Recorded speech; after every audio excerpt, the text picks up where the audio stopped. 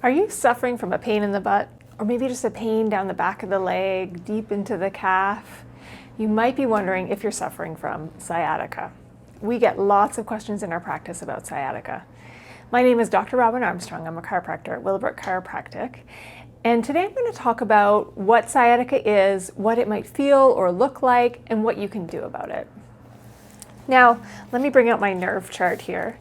So all the nerves from the spine exit out through holes in the side and go down out to the legs, the muscles in the backside, the calves, the hamstring, and they bring sensation there. Now, the biggest one of those nerves is the sciatic nerve, and it's actually a joining of a bunch of nerves from the low back. So the L4, 5 right at the bottom, and then some of the sacral nerves, S1, 2, 3.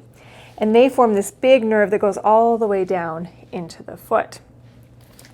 So if you have pain from sciatica, it might feel deep and achy, sometimes burning. Some people complain of a numbness or tingling, and that can go all the way down into the foot. Now, because the nerve exits out of the low back, travels through the backside, down the back of the thigh, into the calf, the nerve can get trapped or irritated anywhere along that pathway. So sometimes from the low back joints, sometimes if there's a disc that's bulging out and pressing on that nerve, it can cause that pain. Sometimes one of the muscles in the hip called the piriformis can actually press on the nerve. So any of these things can contribute to that sciatic-like pain. Now, sometimes you might feel this pain down the leg, but it's different than how I'm describing. It's not down the back of the leg, it's down the side. Well, that's just another nerve. It's the same type of pattern, it's just not technically sciatica. Now, what can you do about it? So often chiropractic adjustments or mobilizations can help free the nerve if it's irritated at the spine. We can work on the muscles in the area around the sacrum, work on that piriformis muscle, free that up. It's also important that you come to us and determine, is this actually sciatica? Because sometimes it can present like pain in the back of the leg and the hamstring, and you think, oh, I think I've pulled a muscle. Often that pain is up near the sitting bone, and you might think, oh, I've irritated my muscle there. So it's important to get a second opinion that's not you and see if it's muscular or from a nerve or something else entirely. Now, I also want to show you a couple stretches that you can do on your own. So the first one is to stretch that piriformis muscle in the hip. It attaches from the sacrum, goes out towards the side of the hip, and it actually crosses over the sciatic nerve. So when it's tight, it can actually put pressure on that sciatic nerve. So you can do this sitting, or you can do the same position lying on your back. So you're just going to gently lift your ankle, cross it above your knee, let that hip open up, so we're making like a 4 position.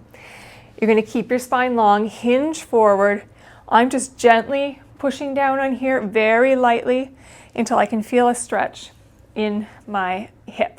You might feel a bit of tension in the low back. Back off if you feel anything sharp.